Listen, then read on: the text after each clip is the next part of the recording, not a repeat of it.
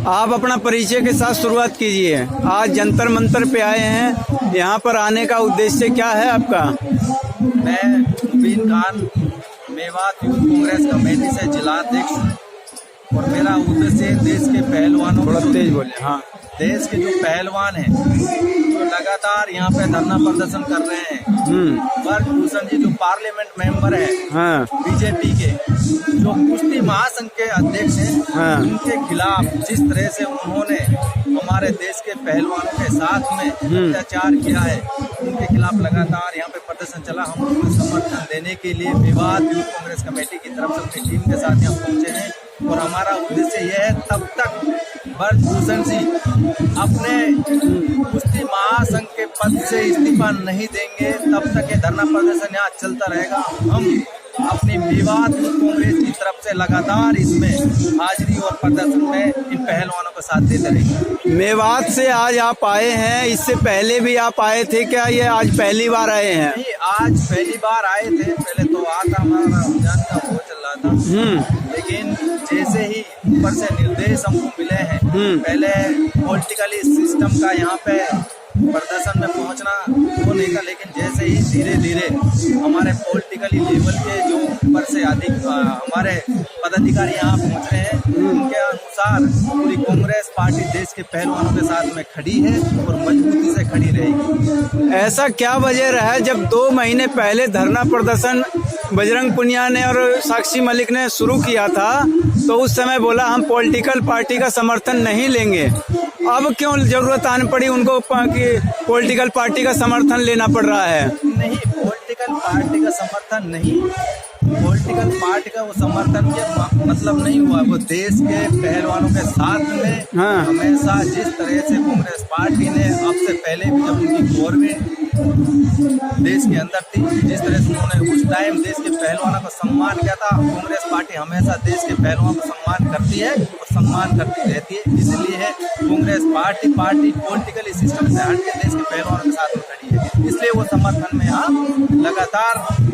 इन पहलवानों के साथ में अपने पदाधिकारी और कांग्रेस कार्यकर्ता पहुंच रहे हैं। कल यहाँ पर प्रियंका गांधी भी पहुंची थी और आज आप लोग पहुंचे हैं, तो क्या आप लोगों से पार्टी आला कमांड की तरफ से जो निर्देश दिए जा रहे हैं कि वहां पर जाकर के हाजिरी लगाना है, या फिर आप अपनी मर्जी से आ रहे हैं, सच्चे समर्थन देने के लिए आ रहे हैं, सच्चे मन से? जो देश का सम्मान, जिन्होंने देश का झंडा अपना तिरंगा ऊंचा रखा, उसी को देखते हुए जो हमारे देश के झंडे को कभी झुकने नहीं दिया, जहाँ भी ओलंपिक गेम होते हैं, वो जो गोल्ड मेडलिस्ट है, जब वो गोल्ड लेकर आते हैं तो बीजेपी पार्टी फोटो खिंचवा कर उनका सम्मान, उनका अपने साथ में लेकर के उनका सम्मान में अपना मतलब एक ये अपना परिचय करवाते हैं कि हमारे देश के पहलवानों ने हमारा देश का झंडा ऊंचा किया था। देश के पहलवान यहाँ धरने पे बैठे हैं, वो लगातार मांग कर रहे हैं कि जिस तरह से कुश्ती महासंघ के अध्यक्ष हैं वो हमारे साथ में अत्याचार करते हैं, जो हमारी बहन यहाँ पे धरना के अंदर बैठी हैं, जो गोल्ड मेडलिस्ट हैं, उनके साथ में जो अत्याचार होता है, तो कांग्रेस पार्टी इसी तरह से इनका लगातार यहाँ पे प्रदर्शन में पहुँचना हमारा पार्टी से अलग हट करके इन देश की बेटियों का साथ देने का मकसद है, इसलिए हम यहाँ पे लगातार पहुँच रहे हैं। इस तरीके से आप आगे भी यहाँ पर आते रहेंगे या फिर आज आकर के ही खत्म हो जाएंगे? नहीं, जब तक धरना प्रदर्शन चलता रहेगा, मेवात यूथ कांग्रेस की टीम पूरी लगातार यहाँ पे आती रहेगी और अपनी पूरी टीम के साथ में यहाँ धरना प्रदर्शन को मजबूती देने के काम करेंगे। हरियाणा यूथ कांग्रेस पार्टी और उसके प्रत्येक कार्यकर्ता इस धरना को मजबूती देने में काम करेगा। तो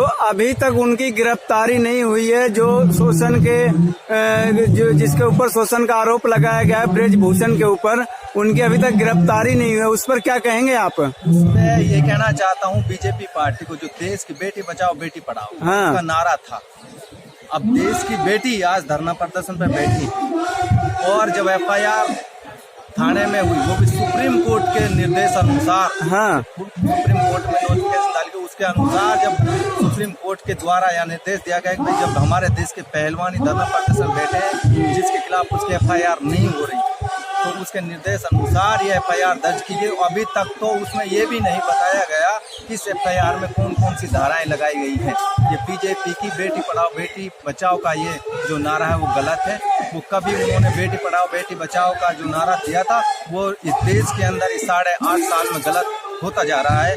और हम तो ये कहना चाहते हैं बेटियों के सम्मान में जिस तरह से बेटियां धरना प्रदर्शन बैठी हैं, ब्रजभूषण जी जो कुश्ती महासंघ के अध्यक्ष हैं उनको तुरंत बर्खास्त किया जाए और उनको इन जेल की सलाखों के भीतर भेजने का काम बीजेपी सरकार करे।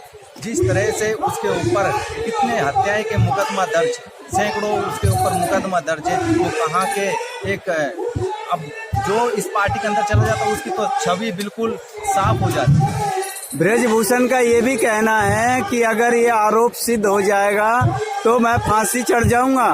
नहीं, वो सिद्ध तो तब, अब आप ये देखो सत्ता में उनकी पार्टी सत्ता का दुरुपयोग कर रहे हैं। अगर ये उनके ऊपर आरोप अब से पहले 3 महीना पहले सिद्ध होने थे, जब उन्होंने धरना प्रदर्शन से पहले पहलवानों ने किया था, उस टाइम धरना पर उनके आश्वासन के बाद में इन्होंने जो धरना प्रदर्शन खत्म कर दिया था कि हमें केवल 3 हफ्ते का टाइम दिया जाए। 3 हफ्ते में उनकी कमेटी ने अभी तक उसके ऊपर कोई भी आरोप सिद्ध नहीं किया।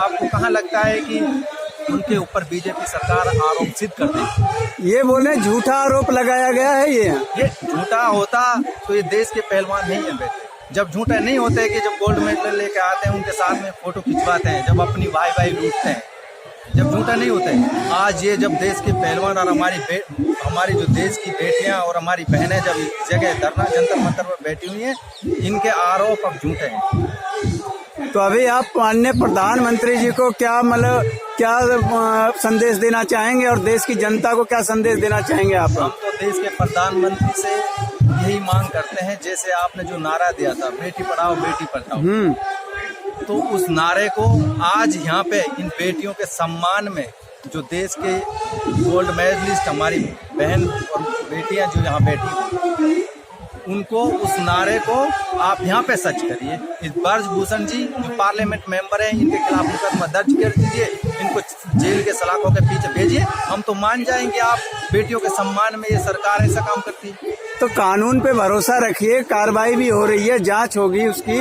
आज देश के अंदर कानून चलेगा, लोकतंत्र आज देश का खतरे में। आपने तो कानून पे आपको भरोसा नहीं है? कानून पे भरोसा है, लेकिन जिस तरह से बीजेपी सरकार अपना पूरा प्रेशर बना करके, आप देखिए सुप्रीम कोर्ट के अंदर भी जिस तरह से सुप्रीम कोर्ट के आदेश अनुसार ये FIR हुई थी, सुप्रीम कोर्ट ने आदेश दिया तब FIR हुई। उससे पहले कानून था या नहीं था?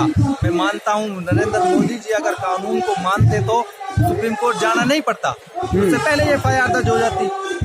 सुप्रीम कोर्ट जाने के बाद में FIR दर्ज होते तो आप कहाँ मानते? कानून जो लोकतंत्र है वो हमारे देश के अंदर सही तरह से चल रहा है और लोग मानते। तो यानी कि संविधान हमारे खतरे में है, ये कहना चाह रहे हैं आप? खतरे में है, देश का संविधान बचाने के लिए आज विपक्ष एकजुट है। आप देख लीजिए राहुल गांधी के साथ में क्या हुआ था, वो कौन सी कानून में लिखा है?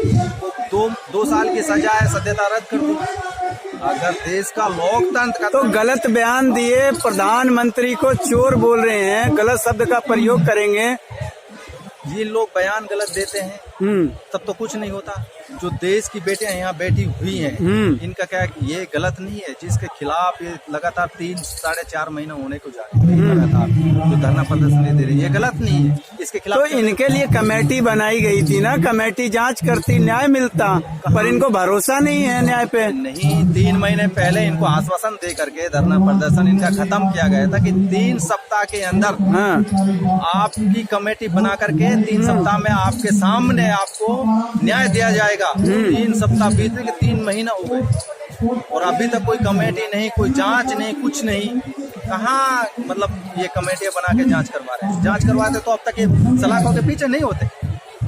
भाई इनका दबाव है, तभी तो प्रशासन पूरा सरकार के दबाव में काम कर रहा है और जो मंत्रियां हैं वो इसके दबाव में काम कर रहे हैं। उनको अपना पद बजाना भारी होता, अगर वो रिपोर्ट सच्चाई से पेश करते तो उनको अपने मंत्री पद से इस्तीफा देना पड़ता। ये तो प्रेशर है, प्रेशर में ही ये बीजेपी सरकार काम करवा रही है। अगर ये प्रेशर नहीं होता तो थाने में सुप्रीम कोर्ट तक जाने का क्या मामला था, उससे पहले ही मुकदमा दर्ज होना चाहिए था। कमेटी तो बाद में बिठा देते, मुकदमा तो दर्ज करवाते ये लोग। ठीक है, धन्यवाद।